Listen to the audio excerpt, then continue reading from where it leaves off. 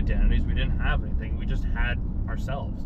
And as we grow, we start to be molded into this person or this person, unless we have a strong sense of identity. But a lot of people don't have a strong sense of identity, so they take on the identity of others, thinking that that's going to be the thing that makes them who they are. But it's like, that won't make you who you are. That'll make you less of who you are. So I feel like our whole journey as humans in coming here is to rediscover who we ourselves are by knowing, like, what is the right thing to do, what is not the right thing to do, what is good, what is bad, what if everything's just inherently neutral and you get to be the one that decides whether or not this is good or this is bad. Because, like, even with clients of yours too, man, like with her and her baby dad, it's like, to me, if he was doing something, like, I'd be like, okay, and like, let him live his fucking life.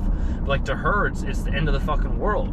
So it's like, we have this weird connotation of like what is right and what is wrong. And when we went out the first night with two of my buddies, like, I went out and actually it was three of us, and we were like, there's these girls across the table from us, and it's just, hey, go over and talk to them and like open and like just say something. He's like, dude, well, what do I say? And one of my other friends was like, go be like, hey, I'm taking a survey, and then ask them these questions. And one of the questions that we came up with was like, do you prefer normal cowgirl or reverse cowgirl?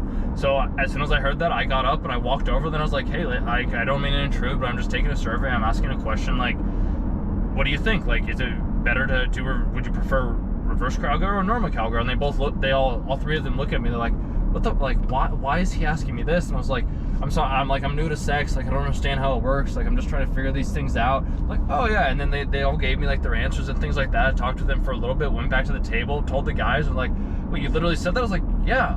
Like, what do you mean? I was like, and nothing happened? I was like, no, like, I just went up and I said that. They're like, what the fuck? I was like, dude, the reason why I said that was because I wanted to set the bar so high that, like, regardless of what you say, you will not make yourself look as stupid as I did. So I tried to take that, like, insecurity burden, like the doubt, away from them, to be like, oh, well, I'm gonna say something stupid and they're not gonna like it. I'm like, I literally said the stupidest fucking thing that you could say to a person that you have never met, and I walked back here and I didn't die.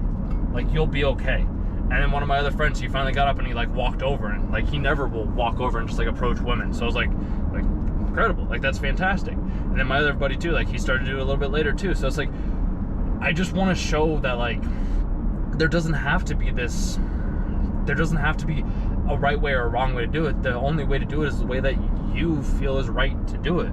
And any way that anybody else tells you to do it may be the right way for you, but it also could be the complete wrong way for you to do it. And that's why the definitions that we hold are so important, because if you have the right definition and if you have the right way of being and understanding and accepting, then, like, the world is going to be your oyster. You can start to manifest everything. You can start to have amazing conversations. You can start to interact with people in new ways that you never interacted with them. You can get invited to places. You can have free meals and food and drink, and, like, just live an overall, like, joyful life. It takes some practice and some patience and some persistence and resilience and grit, like you were talking about as well. And that's the thing I don't think people want to develop, because they're happy, just like, or maybe not happy, but they don't want to acknowledge and take on the burden of, like, having to go through those hardships, having to lift that weight. They just want to be like, I just want to get onto the bar and lift 400 pounds. And that's why I tell my buddies too, like, I only want to talk to women that I'm attracted to. And I'm like, dude, you got to think about it this way. Like, if I only ever talked to women that I was attracted to, that's like me going to the gym and trying to bench 405 pounds without working my way up. Like, you have to start somewhere. Like, I'm not going to go up and talk to fucking, like, Sydney Sweeney or something like that right off the rip. Like, I mean, I would, but, like, in general, like, most people wouldn't do that type of thing. So I'm like, you have to start a couple rungs below before you reach the top of the mountain, or you have to start at the base before you can reach the peak. But as long as you keep walking, you keep trying, like, something's bound to work. And then reanalyze it and replay it in your head. Like, I don't know if you ever do that, but I'll constantly replay events in my head and be like, how could I do this better? What can I do better next time? Like, how can I improve? Like, what is the best route? And then it's just like, well, why did I offend this person? How can I apologize? Like, what can I do a little bit better? Like, nobody has to understand what I do, but, like, do I understand why I'm doing the things that I do? Maybe, maybe not. I don't know. Maybe God's doing it all. Maybe the universe is. I don't fucking know. But I'll take it, and I'll try it, and I'll run with it.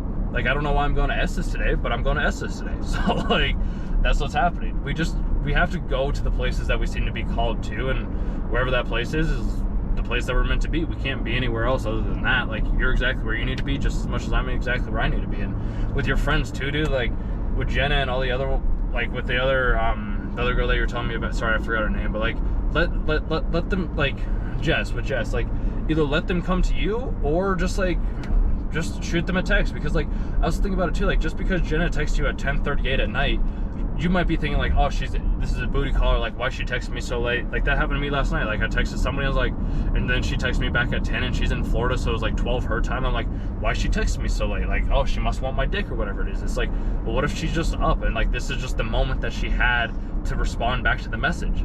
So it's just like, because dude, I would always do that too. I was like, oh, she's texting me so late, or I'm like, I can't text my buddies this late because then they're thinking I'm gay, and I'm like, where's that coming from? Like, that's not true at all. Like, they just texted you or called you because that was the time when they wanted to text or call you.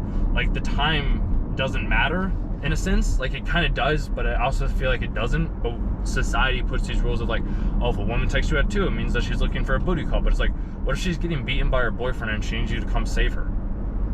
It's like